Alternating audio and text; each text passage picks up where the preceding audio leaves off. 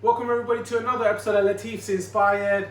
I'm back in the kitchen. I'm going to cook a fantastic restaurant style BIR dish, chicken tikka paneer. This is very popular in the restaurant, and hopefully if you try making this at home, it's going to be absolutely gorgeous, I promise you. Right, I'm going to actually show you how to use Indian cheese and how to cook it. And then I'm going to show you a little secret that I do when I serve the dish. It's absolutely gorgeous. I promise you, watch till the end. And if you like what I do, don't forget to like, share and subscribe. Put in a comment section, since I'm back in the kitchen, if you want to see how to cook certain dishes in the restaurant style, and I can hopefully show you, and you can create these wonderful dishes at home for you guys to enjoy. So today, chicken tikka paneer.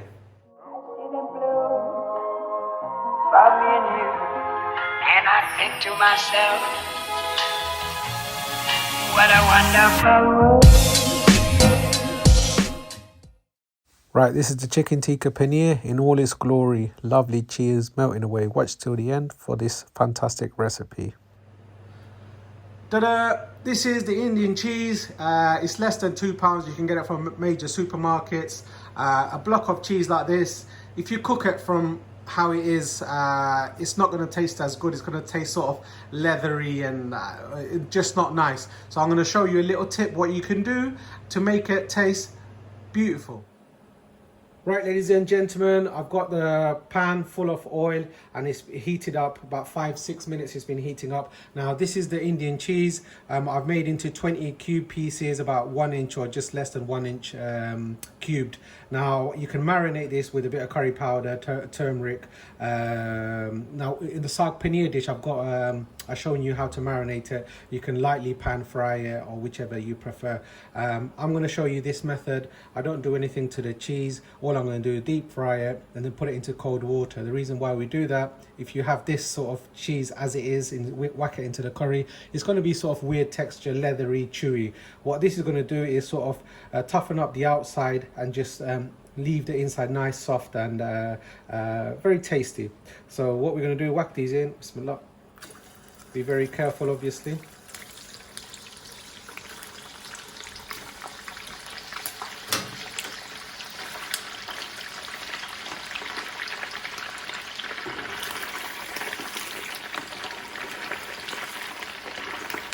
It can sort of stick to the bottom, so give it a nice mix. I mean, we normally stick it in the deep fat fryer. There you go.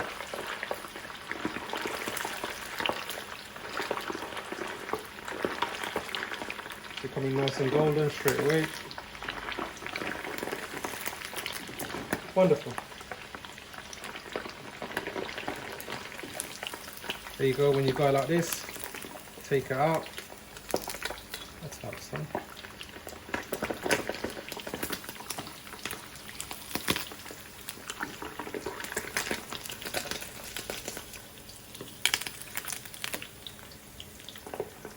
You're wondering why there's so much oil on this. Normally it'll be in a deep fat fryer, and I'll be using one of these. You've got to shake it all off, all the excess oils. Wonderful. Now let's remove this dangerous hazard. Ladies and gentlemen, there you go. So cold water, put in all the cheese, and now this is going to keep it nice and preserved for a couple of days if you want to keep it like that. So here you go. Now we're going to cook the curry. Ladies and gentlemen, base gravy is boiling away. When you boil the base gravy, your curry is going to cook much faster. So hence, in the restaurant, this is boiling hot and very dangerous. So nice, bubbling away, and let's cook the curry. Right, ladies and gentlemen, got my pan ready. When you're cooking this, put the gas on a medium-high heat, and I'm using one of these chef spoons of oil. You can use vegetable ghee, pure ghee if you wish. About 3 tablespoons, 2 to 3 tablespoons of oil is sufficient. If you don't really care, the more about 4 tablespoons is going to cook everything wonderfully. But if you're very cautious of your oil consumption, just use about 2 tablespoons, ladies and gentlemen. Right, let this oil heat up. The gas is on a medium heat. Now I've just cut about half an onion and a quarter of green peppers. This creates a lovely Buna onion. Now we have a Buna onion ready made when we're doing service, and I've seen quite a few requests for me to show you how to cook the Buna onion. Basically we pre-cook this, so it just takes out this process, it makes it faster. But if you're at home, do this process and cook it lovely. So just less than half a cup, I would say. Just less than 1 cup, sorry. So bismillah. I'm only cooking for 1 or 2 people, this portion really, 1 person really. So you don't want too many onions. I like this paneer sort of dish with a nice bit of sauce. I want to taste the base gravy as well. If you put too many onions, it just makes it taste sweet, which I do not want really. Right, so the onion's gone in. Let's add a bit of salt, ladies and gentlemen. Salt to taste. This was just about 1/4 teaspoon of salt. This is a restaurant, guys. I don't have my wooden spoon with me, so sorry about the banging and tapping. I should get one just for my cooking. So let this come slightly nice and golden, and then we're going to add the ginger and garlic. Right, ladies and gentlemen, slight golden colour. I did put the heat up quite high, so now I'm going to put the heat back down to a medium low.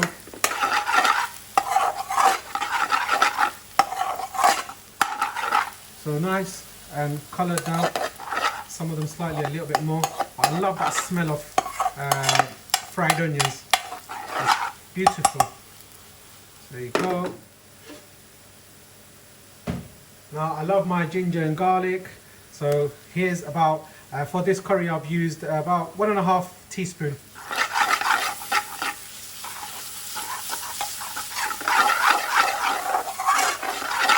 Oh wow, the waft of that garlic, gorgeous, absolutely gorgeous, smelling divine. These pans are very thin, so it's a good heat conductor. Now all I want is just the rawness of the ginger and garlic to sort of go, and when you cook down the garlic, it's got that roasted sweet sort of flavour. It's beautiful. So now that's nice and golden. It's just been a few minutes. Now we're going to add some spices. So you can use kasuri methi right towards the end. Most of the people do. I like it here. It just gives a lovely little flavour into the curry. So a good pinch of methi, kasuri methi. Now spices, I'm adding about 1.5 teaspoons, ladies and gentlemen. There you go. You can use a mixed powder. This is my very own. If you're making a mixed powder, just to generalize it, I would say get a nice little cup, bowl, sorry, and mix 2 tablespoons of curry powder, 2 tablespoons of coriander powder, 1 tablespoon of turmeric powder, 1 tablespoon of cumin powder, half a teaspoon of garam masala, and yeah, give it all a mix. And just after you mix it, just use about 1.5 to 2 teaspoons of curry powder. There you go. Oh my, that waft, beautiful. Now we're going to use about 1/4 teaspoon of chili powder. We just want a hint of spice, not too much. There you go. Now I'm going to add a bit of tomato puree. I also show this on my channel, so it builds a wonderful flavour.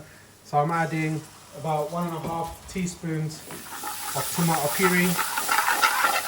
There you go, smelling gorgeous. And all this process does is just cooks out the spices, ladies and gentlemen, nothing else. And you need the spices to cook in this oil because it creates a wonderful flavour. You don't want damp spices. So when the customers they want to be able to taste all those spices in that fried oil. It's gorgeous. So there you go.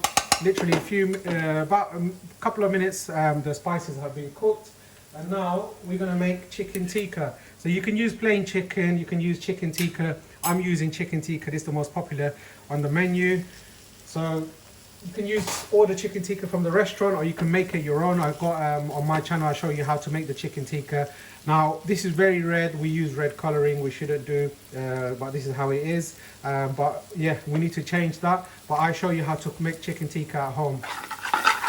So I'll try to put it on the link on the description box for you guys, how to make the chicken tikka. So this is just basically, we're just boonering everything together. Right. So now coming to while the chicken tikka is cooking away, these are the paneer. For one portion, I would use about 4 or 5 pieces. So 2, 5 pieces there. There's a lot of chicken, obviously, a lot of meat. Cook these up. Look at that. It's looking wonderful. That lovely caramelized onions and all the spices in all its glory. Now, if you like it Madras strength, add 2 teaspoons of chili powder, 1.5 to 2 teaspoons of chili powder, sorry. If you like it vindaloo, add about 3 to 4 tablespoons, teaspoons of chili powder. So this is all cooking wonderfully. As you can see, there's not too many onions here. It's just going to have a little bit of flavor of the onions, not too much. Right. Now I'm adding a wedge of tomato, and now I'm going to add base gravy. This is not too thick, it's not too thin, so about 300 to 400 mils of base gravy. There you go. Wonderful, very simple. And if you follow how to make the base gravy, I've got it on my channel. And if you make base gravy and all of this to this technique, it's going to be a beautiful dish that you're going to have. Crank up the heat.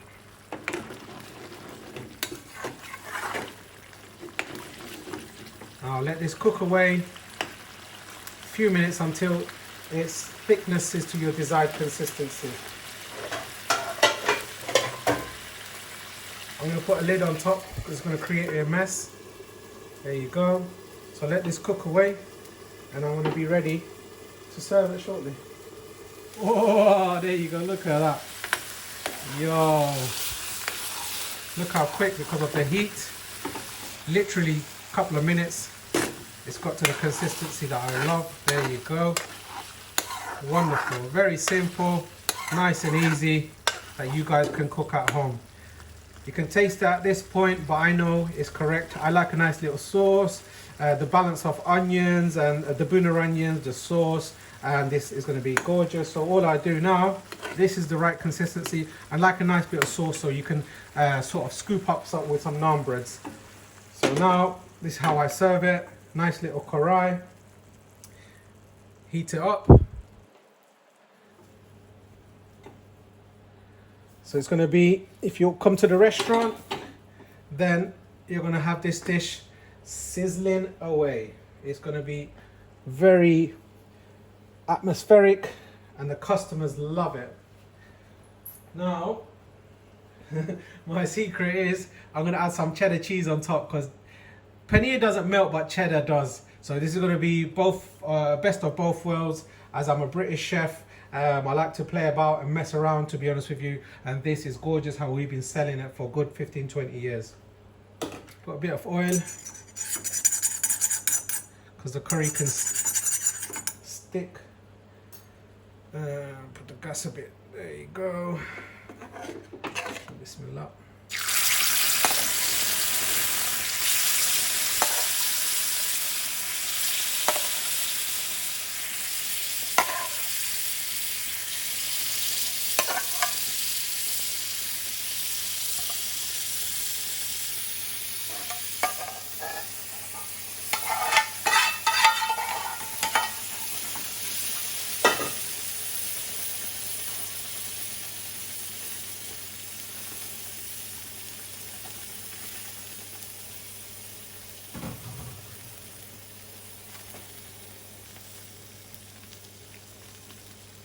Voila. Masterpiece. There you go. There you go.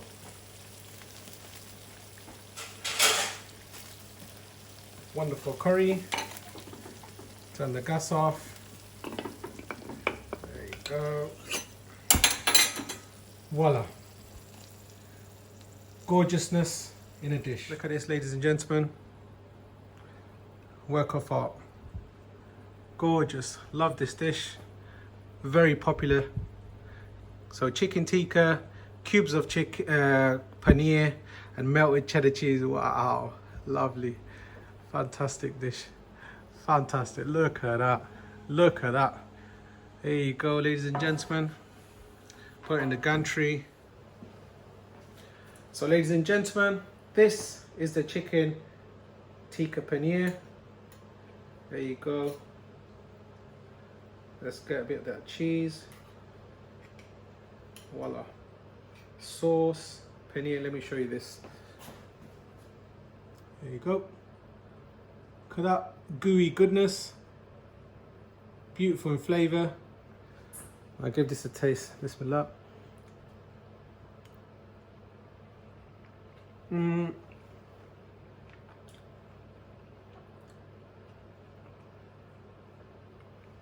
Wow.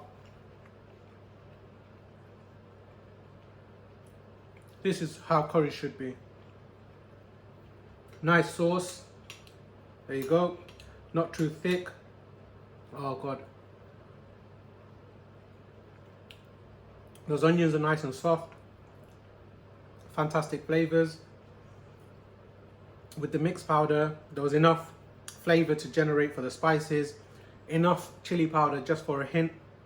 You can definitely taste it. And this cheese, that's the star ingredient. And with that melted cheese, trust me, next level curry. So this chicken tikka paneer, very popular in the restaurant. Hopefully you've enjoyed the recipe and the tips. Don't forget to like, share and subscribe for more videos at Latifs Inspired. Join me on Instagram and Facebook where I interact with you a bit more. And again, if you want to see me cook a few dishes, put it on the comment section or send me messages via Instagram, and hopefully I'll be creating you some wonderful dishes.